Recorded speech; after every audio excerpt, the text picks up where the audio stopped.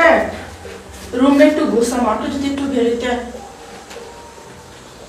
Room গুছাবি? জি। তো গুছা। যারা তুমি বিছানাটা গোছানো, আপনি একটু বেরোলে ভালো হতো। আরে আমি কেবল বাইরে থেকে রুমে আসলাম, তুই গুছা, তুই রুম টুম তোর যে কাজ কর্ম আছে তুই চালায় যা, আমি আমার মতো কাজ করতেছি।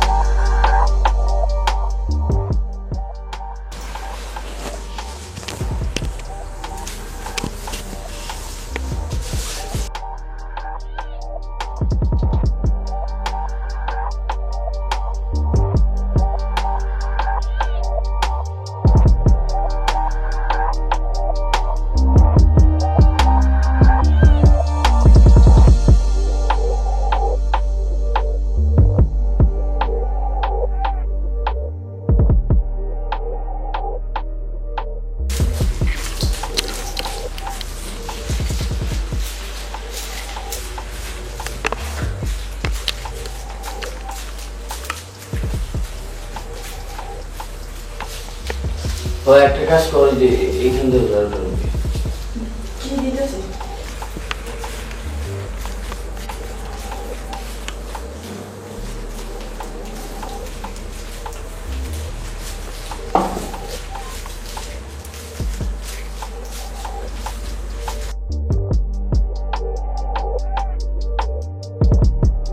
একটা কাজ করতো, ওই যে ওই কোনাটা বিছানাটা ওই দিকে গুছায়। ঠিক আছে, ঠিক আছে।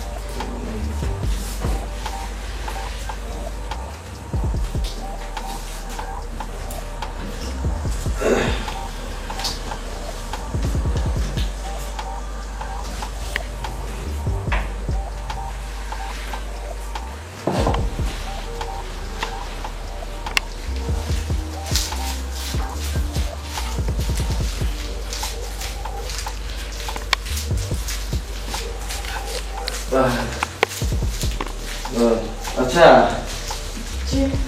বয়, এখানে বয়। কি কর বলেন? আরে উপরে বয়।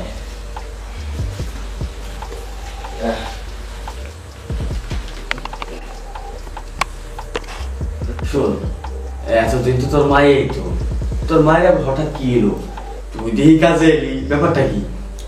ছোট সাহেব, আমার মা খুব অসুস্থ, মানে বিছানায় আর কি, খুব জ্বর আসছে, বিছানাতে উঠতেই পারতেছে না, তাই আমি কাজে আসছি। তোর মায়ের অসুস্থ, এই জন্য আইসস। লেখাপড়া কিরকম চলতেছে? হ্যাঁ, লেখাপড়া ভালোই চলতেছে। তো ছোট সাহেব, তাহলে আমি যাই, কাজ করে সেরা দেই। আরে যাই, শোন শোন, আসছি কিন্তু তোর অনেক সুন্দর লাগতেছে। তুই আসলে দেখতে শুনতে বাস্তবে অনেকটাই সুন্দর। তোর এই কাজ দিয়ে শোভা পায় না। তুই একটা কাজ কর, তুই না আমার বিয়ে করে ফেল। কি কোন ছোট সাহেব, আপনারা কই আর আমরা কই, আকাশ পাতাল ব্যবধান, এটা কোনোদিনও হয় না। আরে শোন, তুইও মানুষ আমিও মানুষ, তাই না? আমার না তোর দেখে অনেক ভালো লাগছে, তাই কইতেছি কি, চল আমরা বিয়ে করে ফেলি। দেখেন ছোট সাহেব, এই আকাশ পাতাল ব্যবধান, আপনারা কোনোদিনও আমাদেরকে বিয়ে করবেন না। আমি শুনছি যে বড় লোকরা শুধু খালি সময় কাটানোর জন্য এই গরিব ঘটে এই লোকগুলা দেখায়। আমি এই লোভে পড়বো না, আমি আমার মতো থাকি, আপনি আপনার মতো থাকেন, আমার ঘরে কাজ করছে। আরে শোন, তুই বিশ্বাস করিস না আমি তোর ভালোবাসি, আমি তোর বিয়ে করবো। এই যে আমি তোর শুয়ে হইতেছি, এই যে আমি তোর মাথা শুয়ে হইতেছি, আমি সত্যি আমি তোর বিয়ে করবো। কি কোন ছোট সাহেব, বিয়ে করবেন? হো, আমি তো তোর বলতেছি যে আমি তোর বিয়ে করবো, আর কি করে তুই বিশ্বাস হবি? আচ্ছা, বড় লোক আর গরিবে কি বিয়ে হয় না? হয়, কিন্তু হয়, তাই না? তুই আমি এটা মানা করতেছিস কিসের জন্য? আমি তোর কথা দিলাম যে আমি তোর বিয়ে করবো। ঠিক আছে ছোট সাহেব। আচ্ছা, তাইলে মান বুঝে আগে মানলেই তো হয়। আচ্ছা, একটা কাজ কর, আমরা বিয়ে করে যে সমস্ত কাজ করবো, এই এখন একটু এই কাজটা করে দেখি। ছোট সাহেব দেখেন, এইগুলো বিয়ের আগে করা উচিত না, কারণ আমরা গরিব মানুষ, আমরা সম্বল তো আমাদের ইজ্জত।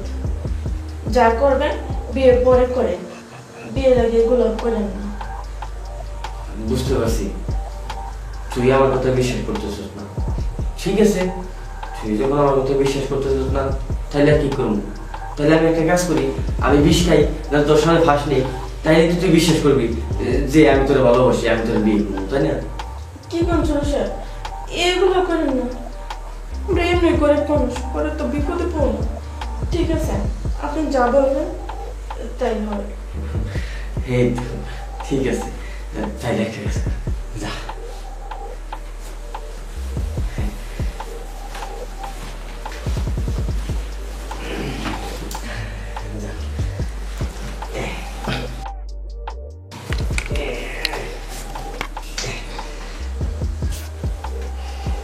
শোনেন,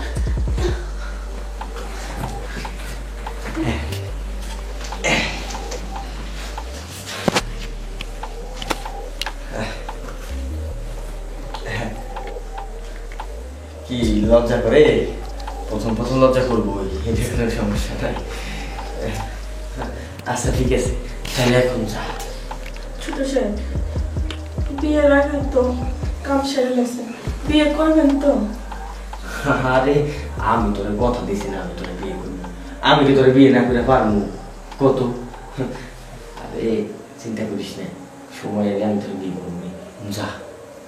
দেখেন, আমাদের সম্পর্কটুকু কিন্তু আপনারা দিয়ে ফেলছি, আপনি এমন কিছু করেন না, ঠিক আছে?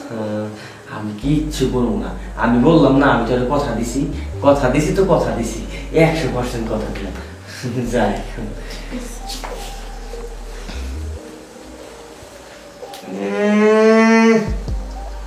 কোথায় আগরতলা, কোথায় সুপ্রিয়তলা, আমার বাড়ির কাজের মহিলা মেয়ে, আমি নাকি বাড়ি বিয়ে করতে যাবো? সব কত সিরা কাতা শুয়ে লাখ টাকার স্বপ্ন দেখতেছি। আরে আমার দরকার ছিল ওর সাথে একটু সময় কাটাই না, আমি একটু সময় কাটাইছি। আর কাজের মেয়ে থাকলে বাদে একটু একটু সবাই সময় কাটাই, টাকা থাকলে বাদে অন্য জায়গায় যেতাম। আসলে এই সমস্ত ব্যাপারে অন্য কোনো জায়গায় যাওয়াটা উচিত না, এক কান থেকে দুই কান হলে সমস্যা আছে না। তারপরেও একটু চেষ্টায় থাকতেই হবে, যদি মাঝে মধ্যে আবার সুযোগ টুযোগ নেওয়া যায়, ফালায় তো আর দেওয়া যাবো না। যে কয়দিন পর্যন্ত যে পর্যন্ত যায় ওই পর্যন্তই যাইতে দেবনি, তারপর এটা পরে দেখাবো নি। হ্যাঁ, আরো আমার যে কয়দিন সময় দিব, আমার বাইরে যাওয়া লাগবো না, টাকাও বাঁচলো, মানুষের মনে বেঁচে গেল। উহ, থাকি, দেওয়ালের গান আছে আবার শুনে ফেলতে পারি, একটু শেষ হয়ে আসি।